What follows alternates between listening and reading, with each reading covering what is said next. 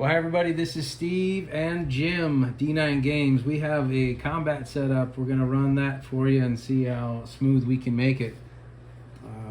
I have my doubts, but then again, I don't have my doubts. So last week we did Timbersprout 5 Session 2. Next week will be Timbersprout 5 Session 3. And then, of course, every other week we're trying to do some type of Game Master tips or, in this case, a combat scenario so you can see how smooth and light and works going around the horn. So what we have our hands on here is a goblin lair. The players got beat up a little bit in the orc war, and they saw a cave they wanted to roll into to get some rest. Unfortunately, they didn't get past the guard without the guard sounding the horn. So now they have to try to communicate to get rest, or and you're going to later find out that only one goblin in this entire lair speaks common or any kind of slang to communicate with the party. But we'll see what the Timbersprout 5 can do. They're level 6. The goblins are mostly level 2. The archers, I'm going to go with level 3. And then the bosses, also level 3. So that gives the Timbersprout 5 the initiative. Any thoughts, Jim? I think they should be able to make pretty good work on these guys as long as they don't get picked apart by the archers. Yeah, pretty good. The party's down a few hit points, so that makes them a little weaker. And, you never know what surprises are in dungeons. There's some piles of rats off to the left there, so, they might decide to jump into the fray, too, if it gets a little bloody. So, no idea. Looks like a secret door, too, but I haven't figured that one out. Anyway, we'll just go ahead. I think the idea is to show you some how the mechanics work a little bit. We can kind of see how the rules hash by, and the idea is to try to see how it flows. So, but this was all part of the campaign that was run over the last few years. We've been running lots and lots of them. This is the second Timbersprout locale. So this was after a lot of our heroes had died and fighting some of the bigger wars, and so these guys are pretty high level. So they should, I think, be able to mop the floor pretty good with these guys, but you never know. All right, so we're going to start.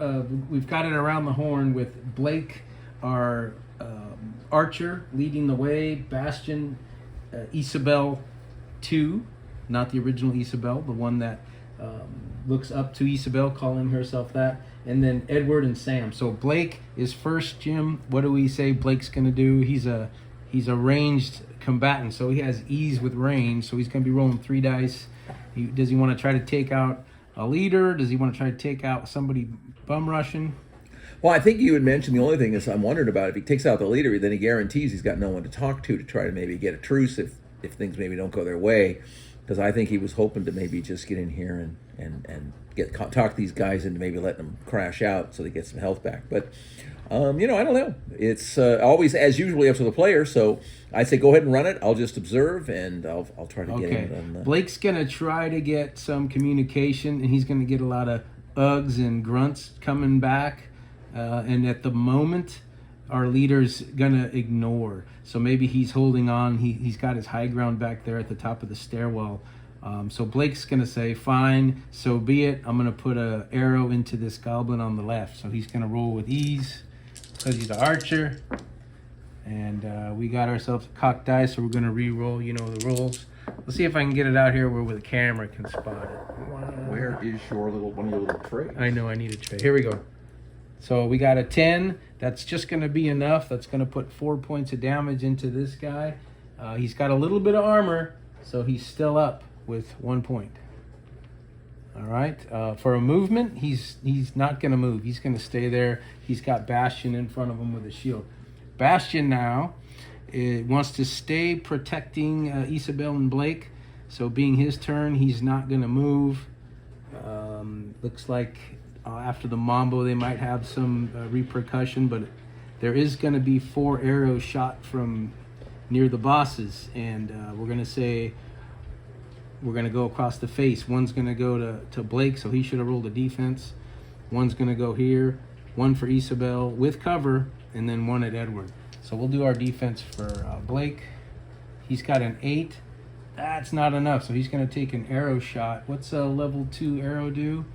It's going to do, what? 4. Yeah, 4 points. 4 points of damage. He'll just take He's a got some glance. leather, so glance in below for Blake.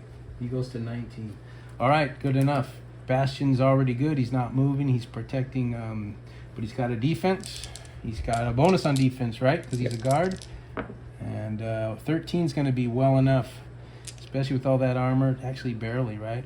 Yeah. And then, so he's good to go. After the Mambo, there'll be more defenses. Now, Isabel is going to, what do you think, cook or shoot a spell? Being goblins, I would more likely let her just pop off a spell, see if she can put one up out of the game. I mean, and either that, then if she's going to cook, she's going to try to go for something bigger. Now, she could. So we'll say maybe she's going to run like an area of effect spell here and try to hit 3 of them? Or let them, when they move close next turn, after she's cooked a turn, try to cook 3 or 4 of them. So we're going to let Isabel cook. I'm going to put this behind her so we remember. And then she has a defense with ease because she's behind the guard's shield. And 11 is going to do it. So she's good. Not wearing a lot of armor would typically give you a little easier defense. She can get a little movie. And Still get barely that. made it. Still barely made it with an 11. She probably needed a 10. Maybe 11. Okay, that's good. She's not moving. She's going to stay behind the shield. She is cooking for her action. And now we have Edward. What would Edward do? The archer? No, Edward here. The priest. Well, you might want to get in a better, safer position and then, get ready to do some healing. Maybe he can come over here and maybe a run bless. a bless. Yeah, All right, bless would be good. Let's put a bless on the party. He does that with ease. An 8's not going to do it, though, so maybe because he's moving and grooving and didn't really get his bless off. He's got 1 arrow coming in. And a 16 is going to be plenty. So he's able to hide or move enough away from that. A moving target is hard to hit.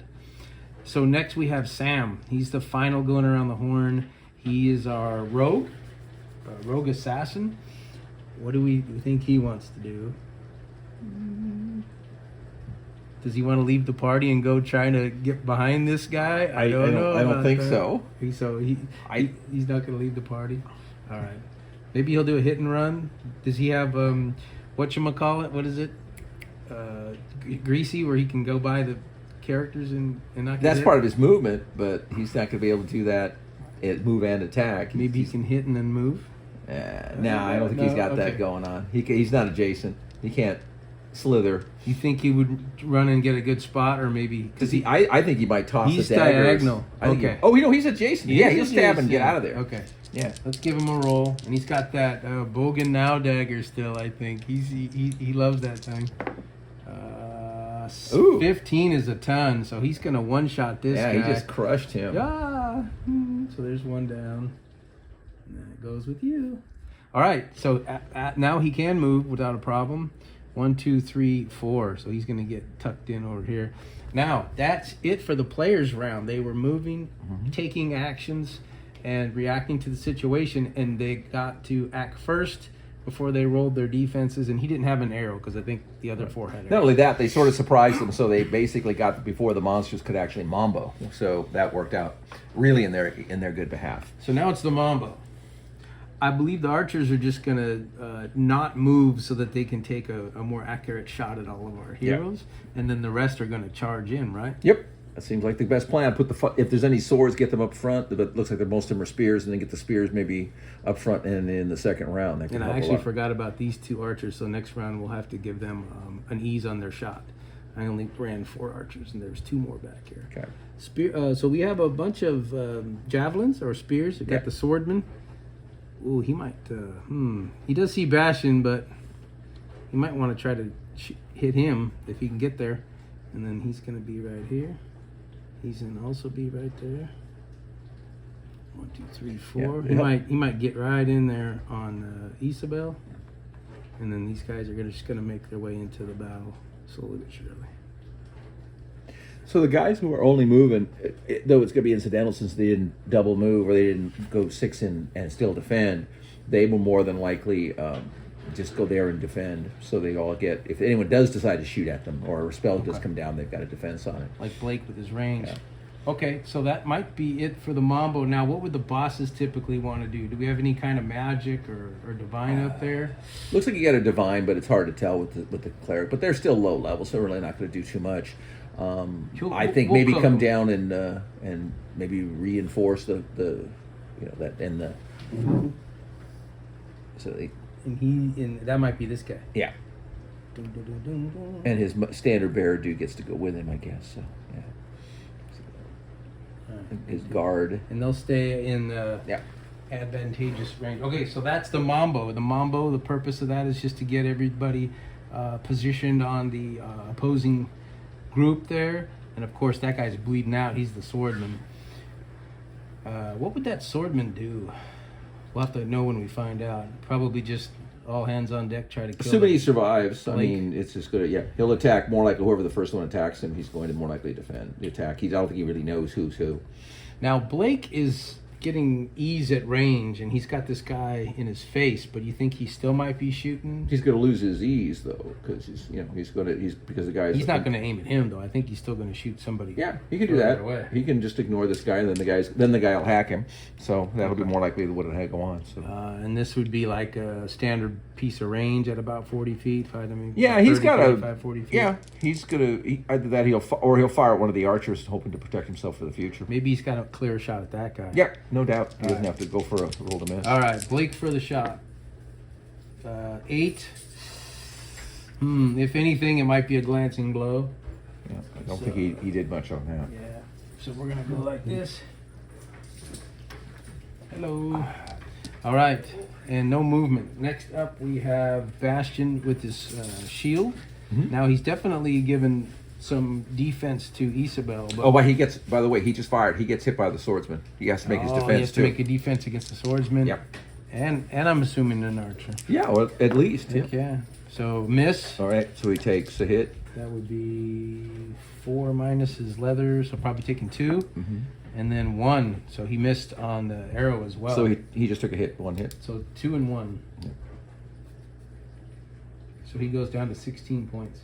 Okay, now Bastion. What would Bastion do? Still try to make an attack, I'm sure? Sure. He's got 3 guys on him, All right. or so 2 guys on him. Depends on who he wants to take. He might try to finish this guy, or would he even think like that? Well, does he have Share the Pain? No, that's the fighter, Okay, so which they do not have a yeah, fighter. they don't have a fighter. He's strictly guard. I think that he would just this guy's already attacked. I think he'd just try to go after these guys. At least one of these guys. Guy in the front. Yeah. 9, I'm going to say, is going to miss, and then Yep. he's got 2 defenses. Yep. And maybe 3. We'll give him an archer defense as well. Okay. So 1. Oh, he's a defender. So he missed 1. Glancing blow. Mm-hmm. 12's going to do it barely because he needed a 12. Well, Ooh, is that a 1? Okay. 13's good anyway. So Yep. there's 2.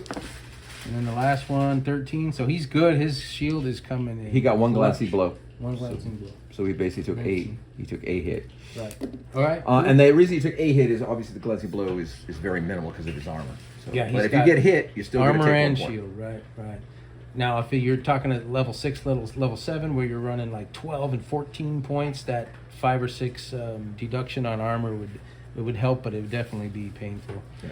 All right, so Isabel, she's cooked. What do you think she could do? Well, these 2 guys didn't crowd up, did they? They're all like, they're back a space, aren't She's they? back a space, yeah. There's I'd only say one- if my guess is she's going to she'll give up a die. She can either put a 3 die into, I'd say give up a die to, she's got range because of the staff. This is I going to would be say her she normal, so she can give up one of these to maybe land it here and try to hit these 3 guys. Yep, that's what I would All think. right, let's see what happens. She's trying to drop a little fireball or This is where ice the storm. 9/9 comes in handy.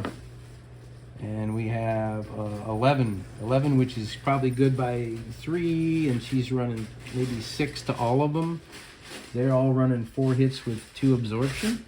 Yep. She might taken out 3 right there. Yep, looks like she did. She just cooked him. She cooked them. 1, 2. That was very fortuitous to And get 3. a good roll on that Yeah, because good roll. that settles the battle. Now Now she still has also she's 2 arrows coming. she's a target now. 2 I think. arrows coming, but ease with the shield. Thank God Bastion was there. Yep. Now she means an 11, I think, on these. 16's good enough, and we said 2 or 3. 2. 2, and 10 is not enough. So Right. she ends up with an arrow with only 1 point of absorption. So 3, she takes 3 right Yep. there. Yep. Yeah. That is the problem with wizards is that if they do get hit, And those archers need to come down. Yep. Okay, that's Isabel.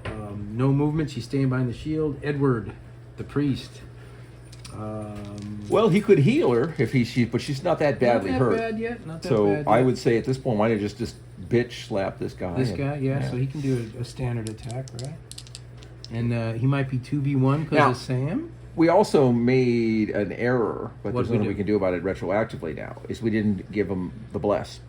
Oh, he failed the bless roll. Oh, that's right, he did. He You're right. failed I'm the so bless sorry. roll. He failed Otherwise, the I bless. would have given him all the bless. That's right. You're right. So is he 2v1 though? Because Sam's on a hip with the blade. Yep, he's got an advantage on the attack. Well, 16's Oh, going to he do just- it he just by crushed that far. guy, So yeah. he crushed this guy. Yeah. Excellent. So 1, 2, 3, 4. We got 5 crushed so far. We got work to do though. Now for movement, would we say he's going to move now? Maybe stay by the shield. Yeah, obviously that would be that also covers the magic user for a future round. Now he might be able to throw something in attack instead of getting away from his group, right? You can, Or maybe wiggle around up here and jump on his head or something. Well, that would be if he's really just lazy. But yeah, you're right. You can do that. All right, we'll say he throws the shot. Got it. 11's going to do it with 2 die roll, no ease, but it's only going to be that with a dagger. Yeah. So he's going to be successful by 2 with his no bonus damage, but the weapon damage is 2, 4. So he's got 1 left. Ooh, not quite, but he's got a dagger. Did you get his armor off too? Yeah. Okay. I did. Okay, that's it for our guys. Mambo. What do we do for a Mambo? Did he cook our priest? Maybe he's No, he moved. He didn't cook. He didn't cook. Well, the priest's not going to need to cook anyway. He would just use, and he would just throw a vile spell of some sort. 1, 2, 3, 4. We got 6 arrows coming in. I think they're all going to stand fast. We'll say they're trying to jockey for a better look. Yeah. And then this guy is going to be this leader's going to be, let's say, kind of a motivator. Mm-hmm. So he's going to get them all pumped up, and maybe we'll give them all a die of ease on this attack because they're frenzied. Oh, that's not a bad idea. He's banging on a drum, and they're all so give him a die of ease. Very easy too. What you might end up having in a situation like this is, since the archers are doing it, these guys who are up front might decide that the leader might want them to, like, hey, don't get yourself in a kill. These guys are going to crunch you. Just stay here and they have the fighters all defend. That means that you lose an attack advantage that the monsters would normally, the players would normally have. Now they're going to have to add. They're just defending, but he's attacking frenzy. He's attacking frenzy, so it only affected 2, and then the archers are pumped up because they didn't have to move. Right. Okay. Okay, so we'll go back to Blake on round 3. He's gonna try to shoot an arrow at not the leader, but the one that's hitting the tribal drum. All right. Caught that. Ooh, that was almost an 8-8. But a 17 is gonna be good. Yeah, he killed him pretty much dead out. So he takes care of this guy who just pumped them all up, a bard type, or the tribal leader type. So we get rid of him. He didn't have a lot of armor, but he had 6 hits. But with a 17, that's no match for the arrow of Blake.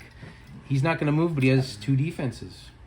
Or maybe he's got 3 defenses. We'll say 2 arrows and this fighter with a sword. Yep. Sword first.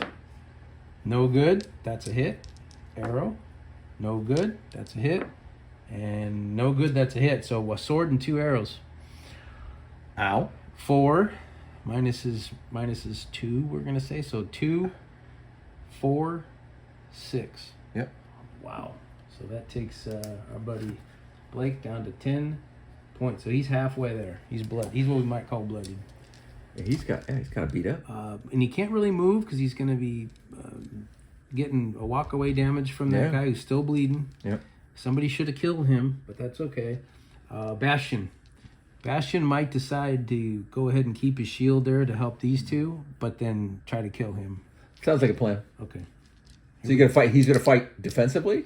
Yeah, he would have to, wouldn't he? Yep. So fighting defensively, taking the Disadvantage die. losing the top die. Yep. So we lose the 9, and we have a 16 anyway. Oh my gosh! So He fighting with difficulty is not always a bad thing if you can save your buddy. Yep. Nicely done. Okay. So he did that, and so there was the other 2 arrows. He's gonna have.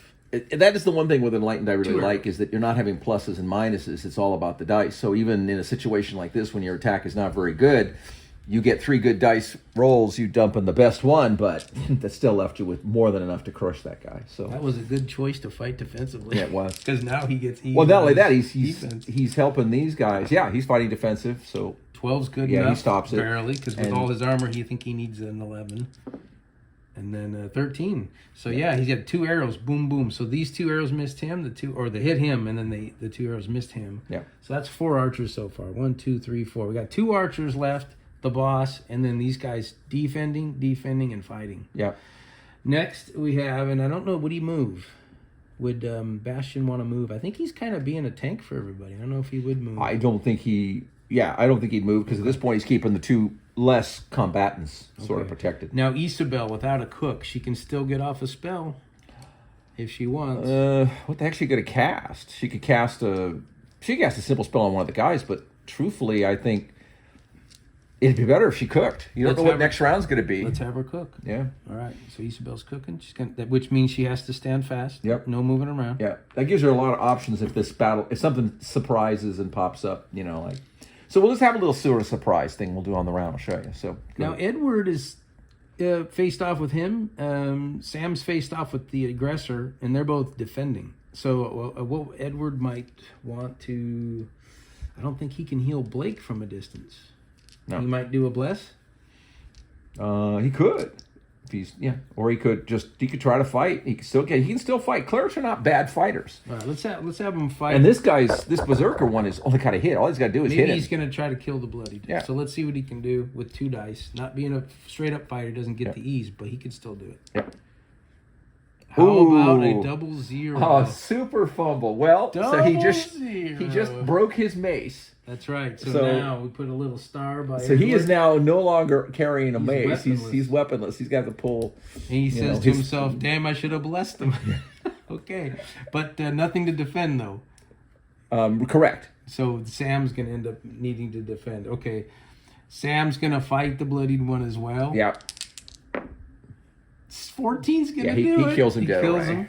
And then the other ones are taking defense, which becomes kind of irrelevant because nobody's attacking them. But what might happen in the battle at this point, seeing that we have 2 defenders, the chanter's down, and then we still have archers. Maybe they think they can still win. Yeah, they don't really know the level of the party, and so I would think they might. So on the Mambo... would the leader maybe start to retreat a little bit? Yeah, I would think. Well, goblins are really... since none of the characters went down... To at least talk, maybe he's not quite ready? I don't know.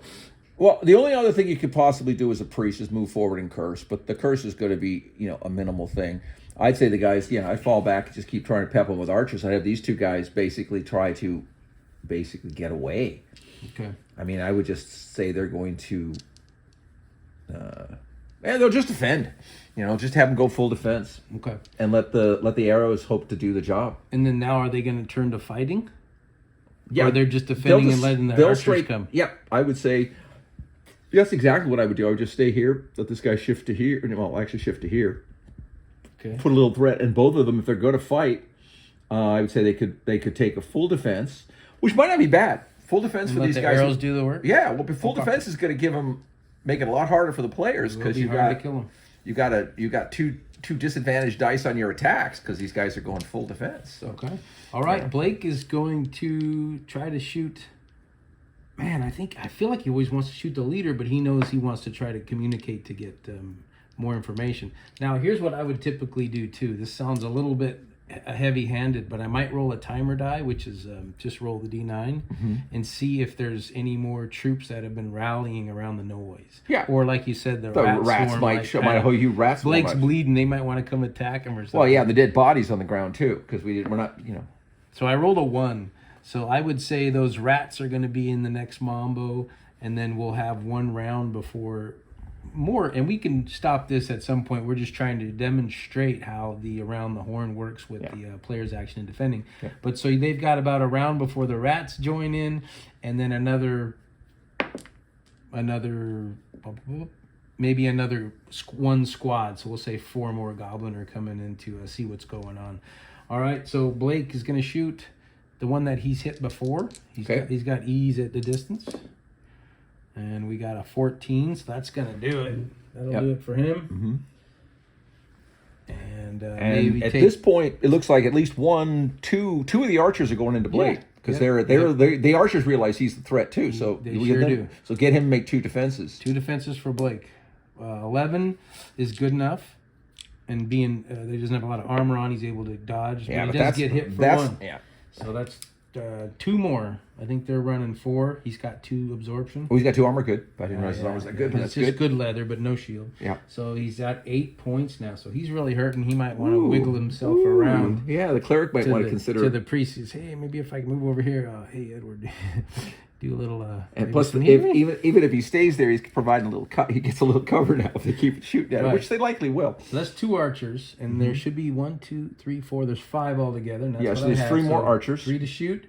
And I should have 2 more. I'd shoot the rat. I mean, I'd shoot the little Corrigan there, little Corrigan rogue. Okay. I mean, if it was So me, Sam's because they're going to take- say, We'll have Sam take the next 3 then. How's that? Yeah. Well, not only that, he's got a spear too. He's in put him in a world of hurt right now. That's right. They could finish him off. Well, no, these guys decided to save their ass, so they're not going to do anything but take full defense. They're letting arrows do the work. Right. So you've got Bastion is next. He's got the shield, which is good to help these 2. So he's fighting defensive again, but he's going to attack him. Yeah, but he has no reason to fight defensively. Oh, because this guy's defending. So he actually at this point would go and he could fight aggressive. He could. He's going to give up a defense, but who cares? Okay, he's going to do aggressive. He's not taking any arrows, but I think we said Sam's taking the arrows. Right. All right, here we go. Aggressive is 8, which doesn't do it. Nope. Missed by 1. I think he needs a 9. All right. It's actually he would have been no defenses. He would have actually been even worse than that, but that's okay because remember this guy's taking full defense, so that's a 2. He's got a 2, but it's anyway. So his aggressive would be L1. Yeah. Shower ready? Yes. Okay. You're good. I'm gonna go do that. All right. Okay, then we have. Is he going to move, Bastion? Probably not. Just keep the shield in play. Yeah, either that or get into the fight. And then Isabel's cook. So what happens now? That's she could try to smoke. That'd be her normal role if she just. She could try to smoke these 2 and take a little bit of the rat too. No, I don't think she'd do that. Why don't she have him just take out one of them because the defense is not. One. Yeah, the defense is not going to help that guy. Yeah, maybe right here because she thinks that he might be more vulnerable and Bastion's involved there. No? Yep. Okay, here we go. A lot of dice. 8, 6, 14. 14 would be like 4 over, doubled is 8. So she nuke this guy. Yeah. Sam, thank you very much. Yep. That takes care of. We got 1 more on the ground, 5 archers, and then the leader. Next. Now wait. The only question is, did you take 2 dice off for the full defense the guy took? Well, she's doing a spell. Yeah, but still, he's still dodging and ducking. He's trying to not get hit by it. Let me try that again then. Okay. It was 5. We'll do this one. Yeah. See if we can still get a 14 out of it. No, an 8. So that would be a no-go. Yeah. So put the guy back in. Yeah. I mean, the big advantage of full defense is when nothing else works, you just you try to. Yep. I miscalculated that. Yep. All right. Excellent. I'm gonna say she takes a point of damage because it was so trying. She went under by 1. She needs a 9. She got an 8. Oh, yeah. So she actually even injured herself. So Edward, right in the middle of it. Cleric. Yeah. Heal the. You want to healing Blake. Yep. Healing Blake. Seems like the plan. He's a healer. He's in battle. He's got to roll for it. 8. That's going to be dubious. Maybe a match for him at level 6. Yeah, but he's still not going to do much healing. I don't know. I don't remember. Well, this level, he's 4th level. He might not need much more than an 8. So. All right. So he's going to roll. We're going to roll 12 dice for Blake. Mm-hmm. And he's going to get 3, 4s, 5s, or 4, 5, 6, and then 2, 3 to long rest. Got it. And that's because he's a fairly good healer. 4, 5, 6. This is the other thing about long rest and off season. Right. So the off season dice, if for you those who haven't really looked at the Enlightened yet, those are gone. The only way you can get these dice is to take an off season. An off season is 3 months, and that's when you get your enlightenments, you get your experience, you get all that. But there is no long rest. A long rest, like what you would normally see in Dungeons and Dragons or any of the other game systems, they would just go to bed for the evening and they'd wake up the next morning completely healed. These guys aren't like it. So if you keep adventuring onward, it gets pretty nasty because your wounds, you got these off-season wounds that just aren't coming back. So a lot of times you've really got to consider that a factor. So he ended up with 5 health back now, 5 to off season and 1 to long rest. Yeah. So he must have really taken some heat from these arrows. Must have hit arteries. Yeah. Something. He's still bleeding out Yeah. pretty good. Yeah, he took real wounds. He took real serious wounds. And they were wounded coming in. Yeah. So this is that's a factor as well. All right, Sam's last for this round, and then we might just wrap it up by saying how this turned out. Yep. Or we can give him. You can do. You maybe decide that maybe the negotiation works or whatnot. But this is basically the concept of it. Go ahead. Sam, he's defending, so he's got to roll with 2 degrees of difficulty, right? Right. He does. So he's gonna roll a 6, which is not enough. Right. But nothing critical. Right. So Sam knows that these guys are just defending to let the archers reign. Maybe they finally get a word in edgewise with this goblin, knowing that the next group comes in behind them to reinforce, and the group Or they have says, to, hey, even withdraw. Even in this case, it's such a situation you just don't know. At this point, the party has obviously got a pretty good head up. They could even sort of back out, finish off these 2 fighters slowly but surely, or at least get them away from the archers. But this is a situation where archers, even if they're not that deadly, you get a bunch of archers at range, they can really sway a battle. Usually not like us. They're not doing a lot of damage, but nonetheless. And I would say that they probably lost this battle. Now, the goblins, this is their home turf, and they had another squad come in, and the Timbersprout 5, if you remember, are coming in wounded. Yeah. And they just, maybe they did okay, but if they pressed on, it just wouldn't be worth a death. Right. And now the rats are coming in, and the goblins backing up, and so I would say they probably, maybe a draw at best, probably lost the battle, and the goblins say, you go sleep somewhere else. So they leave the battle, they go find a campsite somewhere nearby. But remember, the reason they came in here is because they were trying to avoid the war between the goblins and the orcs. And you're not just going to be able to camp anywhere you want in a deadly place like Albion. Yeah, and other things you could do too is characters like the mage, maybe the mage and the priest, or the priest and the priest, even though they have different gods, it might be a situation that you can get a negotiation going on. Say, hey, let's settle this down where we're less bloodshed and try to get it. And that's where the role playing of the game comes in. Everything happens based upon what the players are doing. And that's the thing. It isn't always a fixed deal. A lot of times what bothered me about RPGs is that people would everything fights to the last. I remember when Matt Colville and I were playing, and we were in a battle, and all of a sudden the goblins turned around and ran, and he's like, well, why are they running away? And it's like, well, because they have little goblin kids at home, and there were little goblin wives, and they want to get home to them, so they're running. And they're like, well, we still get XP. And it's like, of course you do. And then it's like, Matt goes, well, wait. They're going to go run and get help and come back with 30 archers and tear us to pieces. And it's kind of like, well, that could be true too. I mean, you're in a lair. You have no idea what's down here. And that's the thing about a goblin lair. Yeah, the individual battles that you would run are not necessarily particularly nasty. But if they keep pushing the issue, as you saw here, more of them could start reinforcing. And eventually, you might be badass enough to take out 30 goblins or 40 goblins and actually win the day. We've seen that. But, these guys did not have the best of luck. So they were level 6, 7 versus these goblins level 2, 3. Yeah. But this is a lair. And upstairs, we don't know how many are lurking. Yeah, exactly. And if you had written this up, and could be a goblin lair of 200 goblins or something. So, right. This battle keeps going on. Eventually, they're in a situation where they can't win. So the negotiation might be their best option. They might do a lot of other things. Plus, they might, like I said, it just might not be worth the effort, because how much treasure are you going to get off a pile of goblins? And to wrap it up, Jim, what type of points of progression or experience would you grant the group? Oh, well, I wouldn't give them any more than 5, because to me, these guys definitely outpowered the party. Mm-hmm. They didn't stick around to see 3 or 4 times their level, in which case, if they were to stick around and fight all the goblins and kill 60 or 70 of them, it'd be like, okay, then you're looking at maybe a 10 to 15 point XP bump for that.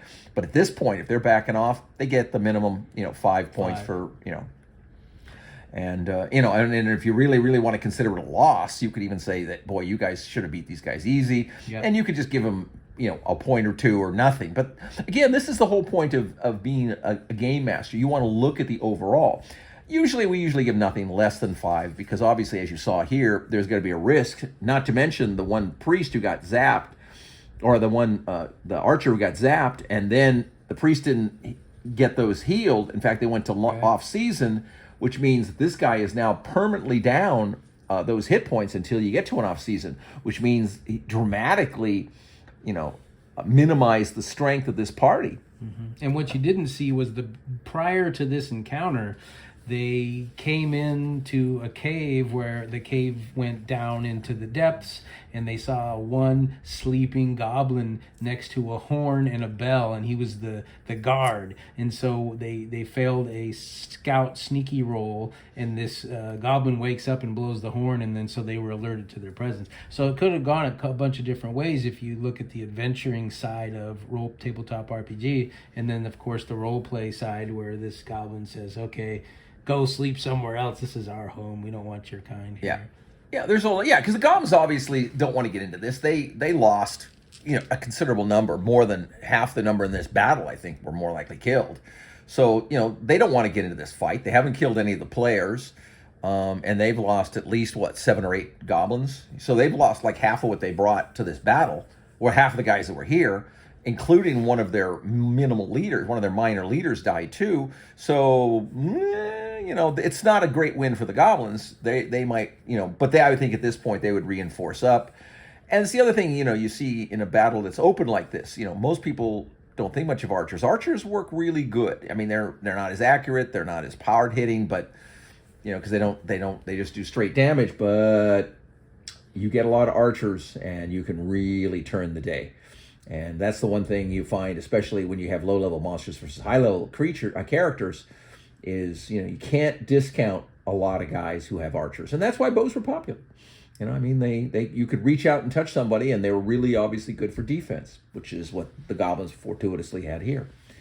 If they'd actually even been a little more stodgy, they could have maybe had all their guys go in there and just defend right off the bat, and they could have maybe just had the upper archers, get into a large duel with the one archer the players had, and maybe the wizard. They could have driven them even possibly out. So it just depends. A lot of it goes on strategy and tactics. And as a game master, the other thing you got to remember is how experienced are your players. I mean, how we're doing it fast and loose here, but the great thing about the gaming and game mastering is that it becomes a matter of you and the thoughts of the players. You're not looking to overwhelm them, but you're trying to give them what would be, in this case, a realistic type look. These goblins don't want any part of them, especially since they got an orc war they've got to fight. And you just sort of stumbled in as an annoyance. But, if you're going to push the issue, they got a home to defend because they want to, and, maybe next time they'll be a little smarter. If you want to come back and attack them again, and they'll fight much more Bowie in the lines of defense and just try to defend up front. And that makes the whole thing, the dynamic of how the monsters fight is very, very important in our game. You get in a situation, it's not like D&D or a lot of the games where it's just a matter of roll the dice and they just have a standard attack. They don't. Like the players, they have a way they can, they can fight defensively. They can fight aggressively. They can, do all kinds of different things, which the players can do, and that makes it a bit stronger. And you can suddenly end up with a situation that creatures are really, these guys are throwaways. I mean, the goblins basically usually aren't even going to survive one hit. But, if you don't roll great, and or if they're put up a little defense, you could end up with as we did here, a pretty nasty battle. Because I would think at this point, the players took it worse than they gave. At least from their point of view. Because these were actually pretty seasoned characters.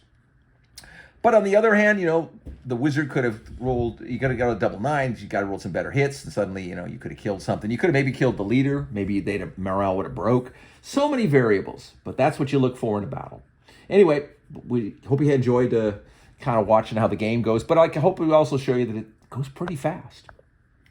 Yep, and then thanks, Jim, for coming out. Hopefully we get both of us involved in more of these videos because it was a blast. And next week, I'm going to bring out the Timbersprout 5 Session 3 on the way to Wormwood. So until next time, peace. Game on.